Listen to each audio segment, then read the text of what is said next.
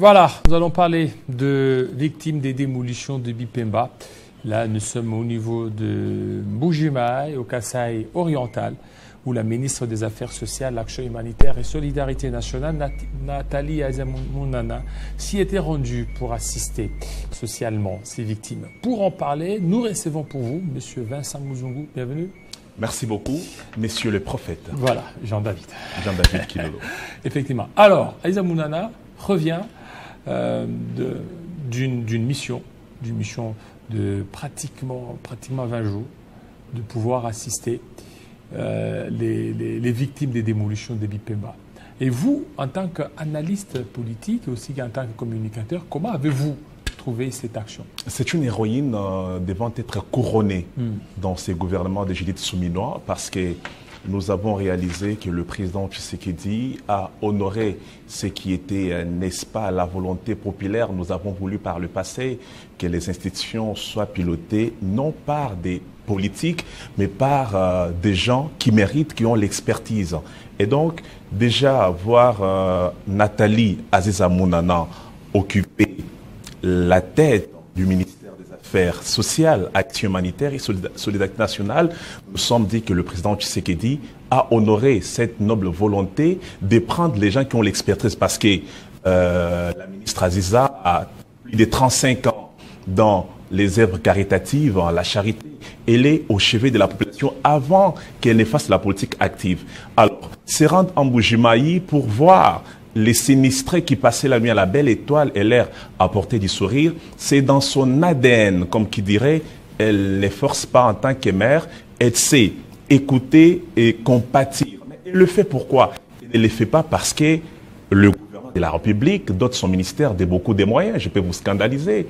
Moi, je suis habitué à sillonner les ministères. Il y a des ministères qui sont très amorphes, qui sont dans l'inaction. Quand vous leur posez la question, mais pourquoi vous êtes très amorphe jusqu'à ce jour, pendant que vous avez fait 6 mois et quelques jours à la tête du gouvernement, on vous dit que nous n'avions pas reçu le frais de fonctionnement. Et quand vous arrivez au niveau des affaires sociales et vous voyez les multiples descentes qui sont effectuées sur terrain, vous demandez la question, comment Nathalie Azamounana arrive à changer la donne? Et là, la question, la réponse ou les réponses sont simples et abondantes. On vous dit qu'elle est à sa place, non seulement qu'elle est à sa place, mais c'est une femme manager. Elle sait comprendre que le gouvernement, l'institution que je pilote, a une mission. Et cette mission se veut également d'être non seulement au chevet de la population, mais les rapporter du sourire. Prenez le cas des sinistrés de Bipemba, où 800 maisons ont été démolis par l'exécutif urbain parce que ses habitants avaient construit ces maisons en face de l'aéroport de Bipemba. D'ailleurs, les gens ont dit non seulement en face, mais dans la prise. Il y a eu 38 000 personnes sur un hectare de 35 mètres. Et non, avec 38 000 familles. Hein. Donc, et par rapport à ça, donc, il y a eu beaucoup de choses qui ont demandé à ce qu'elle puisse intervenir. Il y en a non seulement beaucoup, mais c'est une dame qui a l'amour de la patrie.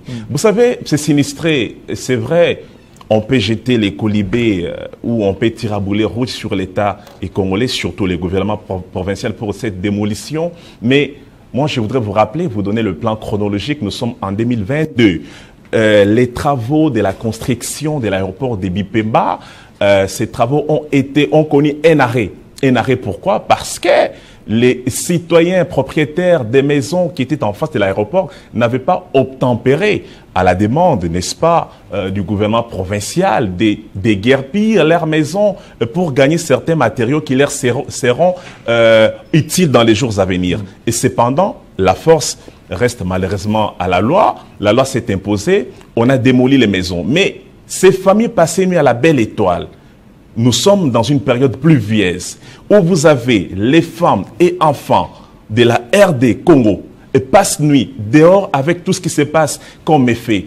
Et leurs cris de détresse ont retenti dans les oreilles de Nathalie Azamounana, qui s'est dit, bon, écoutez, nous devons y aller. Y aller, pourquoi? Parce qu'il y avait un problème. Et un problème structurel également, un problème qui voudrait que le gouvernement de la République, un gouvernement responsable, doit agir. Mais il n'est pas seulement question d'agir, parce que agir à la tête du ministère, ça suppose d'avoir une politique adéquate. Alors, M. Jean-David, Mme Nathalie Aziza Mounana, avant de poser ses actions sur terrain, elle a commencé primo par doter son ministère d'une politique qui est basée essentiellement dans la gestion des catastrophes. Et dans cette politique, c'est comme ça qu'ils savent anticiper les coûts. Non seulement ils ont apporté des vivres et des non-vivres à ces sinistrés, mais il y a une enveloppe, des enveloppes qu'on a données à ces paisibles citoyens, question de se trouver un logement. Beaucoup de gens voulaient qu'il y ait quand même une indemnisation parce qu'il y avait des propriétaires des maisons qui demandent aussi qu'ils puissent avoir un endroit où ils peuvent certainement continuer. Est-ce que c'est qu'on leur a donné comme garantie, comme enveloppe, ça pourrait les aider?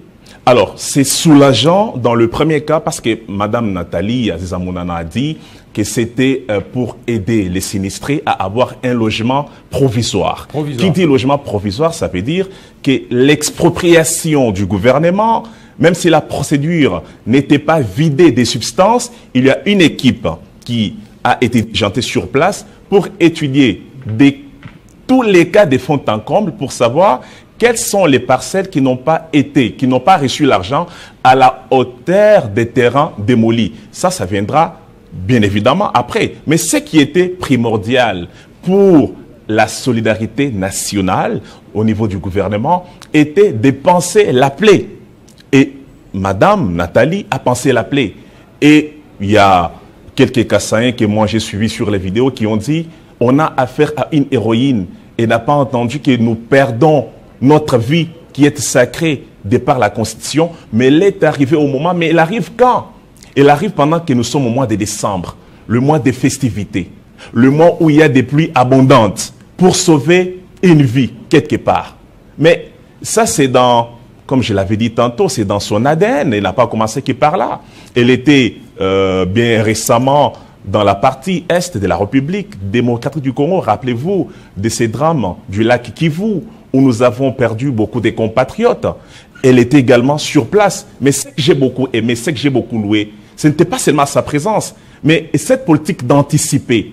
Quand elle est arrivée, elle a fait appel à Peter Chirimwami, qui est le gouverneur du Sud Kivu. Ensemble, ils ont étudié des questions de fond en comble. Qu'est-ce qui provoque cette perte en vie humaine très immense dans le lac Kivu? Ils ont compris qu'il y a certaines embarcations qui ne respectent pas des normes.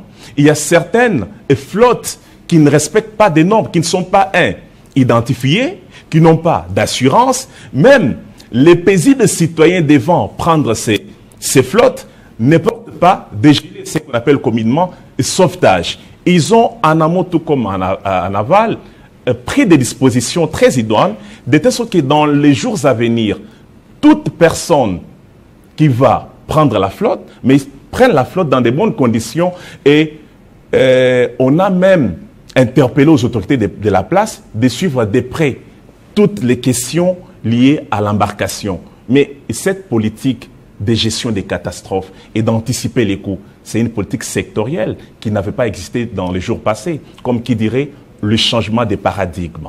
Et là, au ministère des Affaires sociales. Il y a d'autres qui l'accusent d'être beaucoup plus populiste. Tout le temps dans les médias, ça gênerait certains.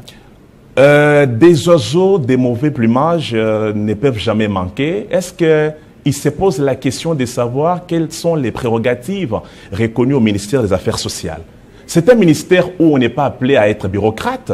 Vous savez, l'ère est révolue où on avait la gouvernance des réseaux sociaux qui faisait du boom. Maintenant, ce sont des actions palpables. Dans le gouvernement souminois, M. Jean-David, prenez votre micro, questionnez les Quinois ou les Congolais en général. Ils vous diront qu'ils n'ont que leurs yeux pour pleurer parce que beaucoup de ministres n'ont pas impacté. Et ceux qui ont impacté sont comptés au bout des doigts. Quand nous citons Nathalie, ce n'est pas pour les beaux yeux. On cite par rapport aux actes posés. Je vous ai rappelé tout de suite qu'elle a doté son ministère d'une politique sectorielle qui n'avait pas existé par le passé. Or, il y a beaucoup de gens qui t'attendent. C'est vrai, le gouvernement a une vision qui doit être exécutée. Et cette vision, c'est tout simplement le programme du président Tshisekedi, son programme de la campagne électorale, qui est endossé par le gouvernement. Mais cela ne suffit pas. Au niveau de chaque institution, les ministres qui sont des serviteurs sont également des managers. Ils ont ce qu'on appelle une politique sectorielle. Mais cela ne se limite pas. Avoir une politique sectorielle, c'est bien. Mais avoir également une équipe devant vous aider pour mettre en place cette politique sectorielle, c'est ce qui est mieux à faire. Et c'est qu'on est en train de voir au niveau des affaires sociales. Il y a un autre cas, très important. Vous savez, pour nos enfants qui sont dans des mines, dans le Haut-Katanga, dans le cobalt et consorts, j'ai vu récemment la ministre Nathalie échanger avec une délégation de la BAD. Au menu, créer 18 centres de formation pour former des enfants, mais également des adultes, pour que nous ayons une main-d'œuvre qualifiée. Parce que c'est une question qui turlupine les têtes de beaucoup de Congolais. Quand on vous dit qu'il y a une société qui est créée quelque part, mais la main-d'œuvre qualifiée en manque. Et là, il a anticipé de telle sorte que le gouvernement, qui ne sera pas à mesure, bien entendu, de donner le travail à tout le monde, mais soit ne serait-ce qu'à hauteur à donner de l'emploi aux gens parce qu'ils ont été formés. Donc je trouve que nous avons une héroïne au gouvernement devant être couronnée. Et ils ne sont pas en nombre 10. Il y a des ministères, par exemple.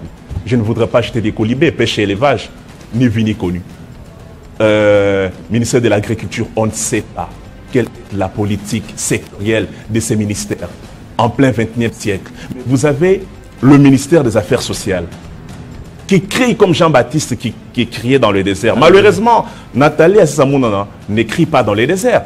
Elle crie dans une terre fertile. Et ce qu'elle fait, c'est elle qui n'est pas devant la scène. C'est le président Tshisekedi qui est remercié. J'ai vu, moi, dans les Kassai orientales, les gens clamaient haut et fort le président Tshisekedi. Vous avez notre bénédiction pour avoir placé une dame de cœur à la tête de ces ministères. Parce qu'il n'a pas entendu que nous puissions mourir pour venir décréter le deuil, pour venir en assistance à nos familles, mais elle est arrivée au moment où on avait besoin d'elle. Comme qui dirait, 100 $ qu'on vous donne quand vous êtes au chômage est plus important que 100 $ qu'on vous donne quand vous avez attrapé un boulot. Merci. Merci beaucoup Vincent Muzungu, surtout de vos analyses percutantes et importantes.